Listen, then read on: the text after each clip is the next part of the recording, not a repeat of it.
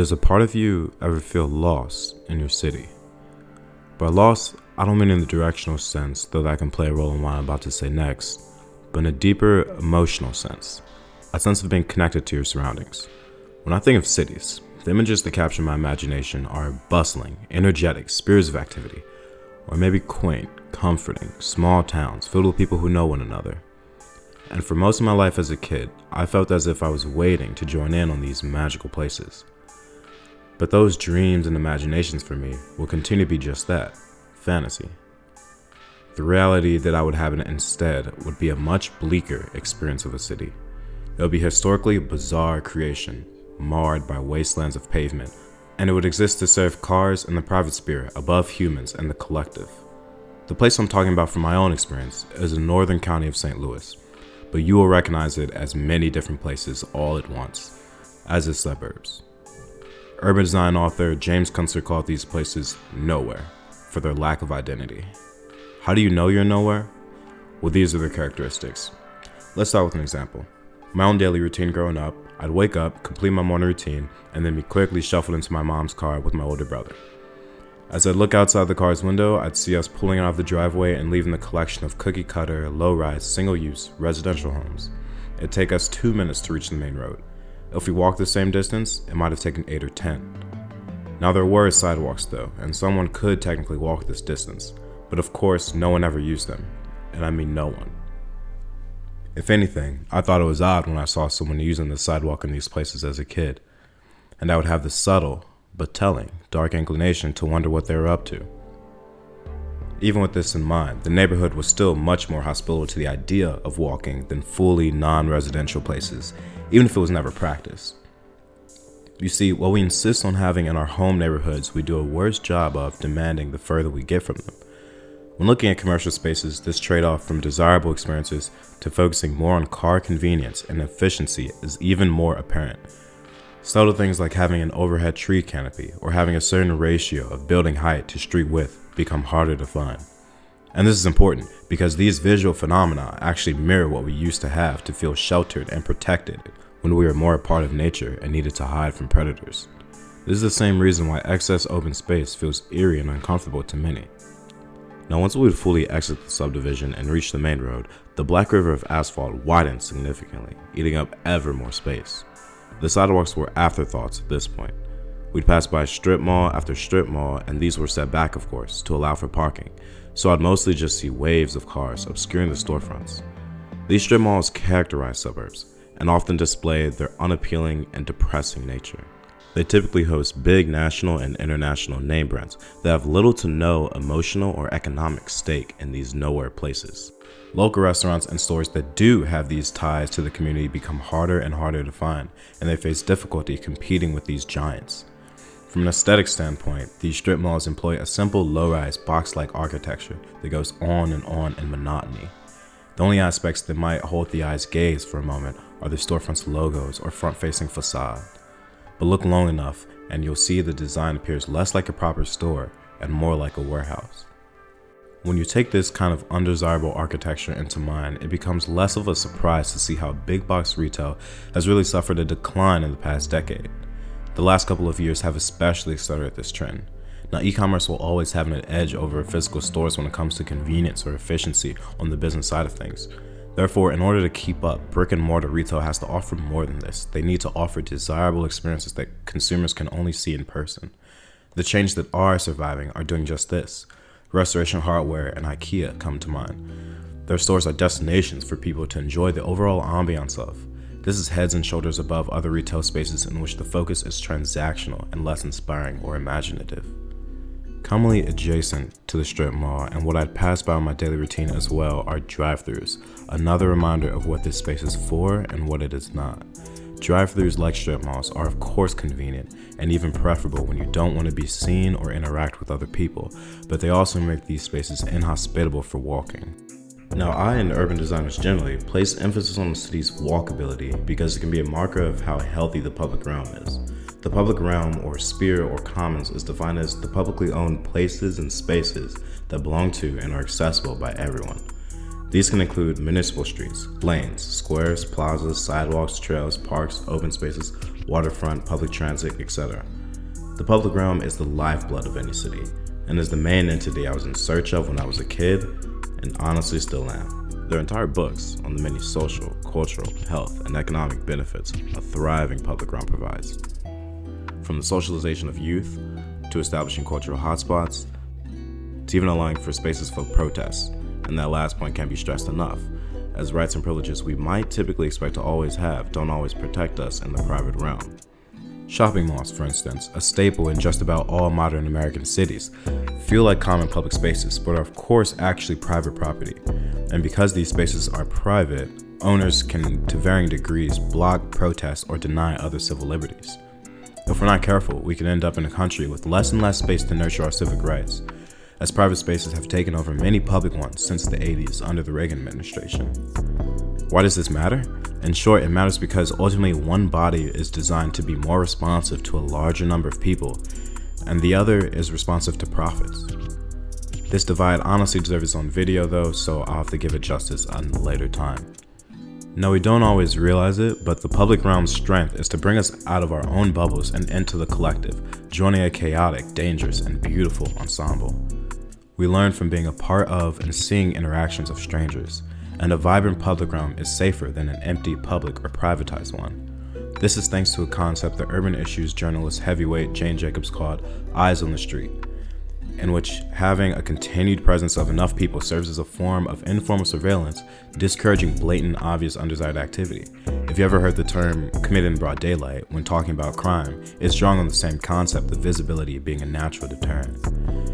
When the public or private realm is near empty, the sense of safety is eroded and becomes reliant on formal policing. These resources can be spread thinly in certain areas, and formal law enforcement are people just the same as us and can subconsciously alter their behavior when no one's watching. Informal surveillance through the crowd also offers a more natural line of what people as a group actually consider undesirable. For police or private security, this line is clear: enforce whatever the law dictates. For example, it may be illegal to do something that is widely socially tolerated. I can't really mention exactly what, or I might risk having this video demonetized, but police have an obligation to not look the other way. Of course, some might, but ordinary people have no such obligations. That is, unless you're dealing with a Karen. Now, the public realm's natural enemy is the privatized life, one in which the individual essentially escapes being exposed to the public and goes isolated from one private sphere to the next. This is what the suburbs excel at creating, and it's not by accident. The suburbs serve as a place of refuge from the city.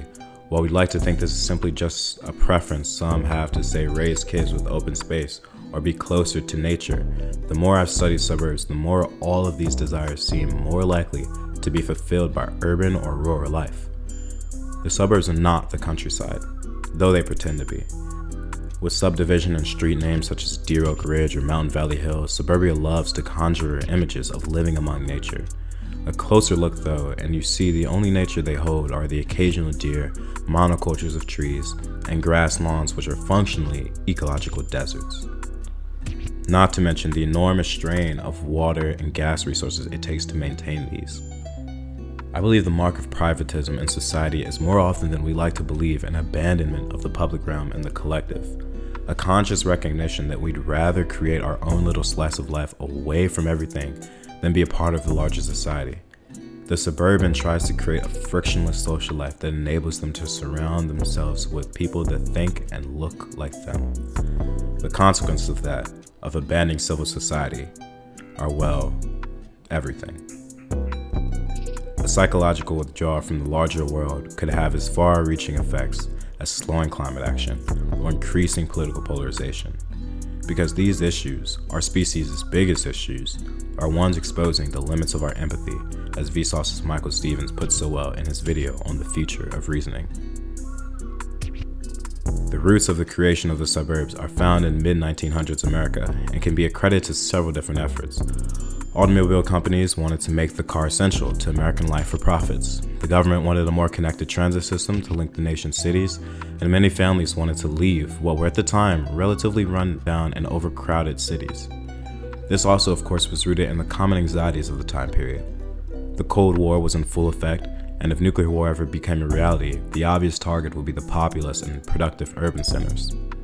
Now in reality, this fear was anchored by how in World War II just prior, the world witnessed city after city in Europe and East Asia leveled by bombing runs. The truth though is that moving just outside the city center will never honestly save anyone from a nuclear attack.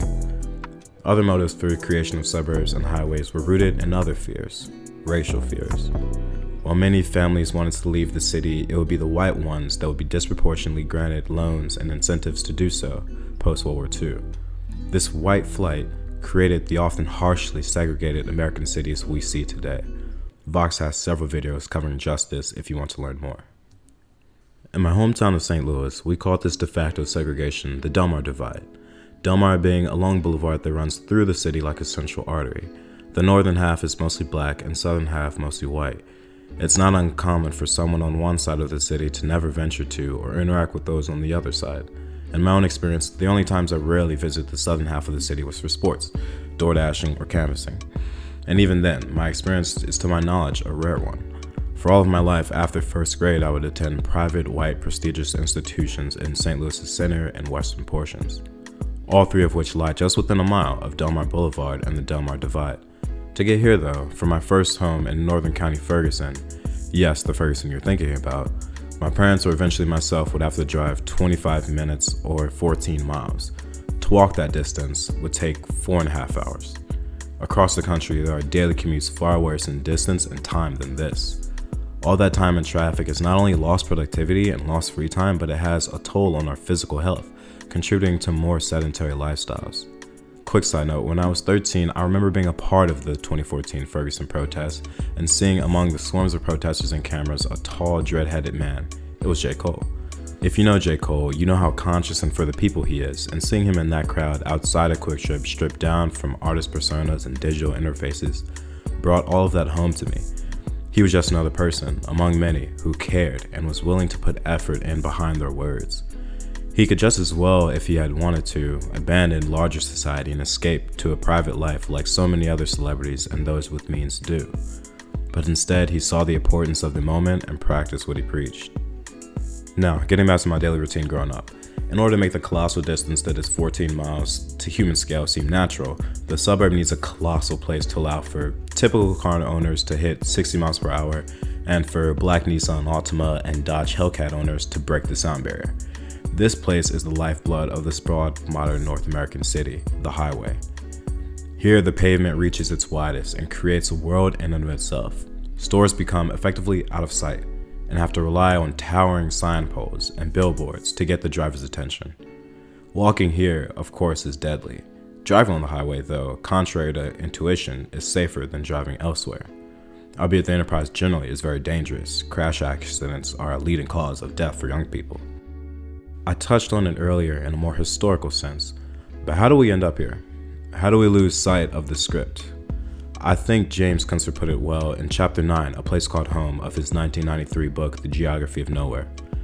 I took away the following from the text. Urban development in the mid to late 1900s, as well as in contemporary times, began to shift away from slight additions to grow the organism that is the human city, towards a box to check for politicians and developers to prove that they had grown the economy. Yet this growth is not to serve human imagination or function, but a parasitic or cancerous growth our short-sighted political and economic cycles have produced, guided by corporate interests and fiscal quarters. This is not to mention the many environmental components and ramifications of all of this, which I'll cover in a later video. It is often hard to critique your surroundings when you don't have consistent alternative points of reference, and this has caused us to grow complacent with the dreary suburban landscape that surrounds us. It might seem superficial to place so much weight on the aesthetics of design like this, but appealing surroundings really do have that big of an impact on our daily lives, on a conscious and subconscious level. Design and architecture is both a space for function and imagination, and has been for the vast majority of history and settlements.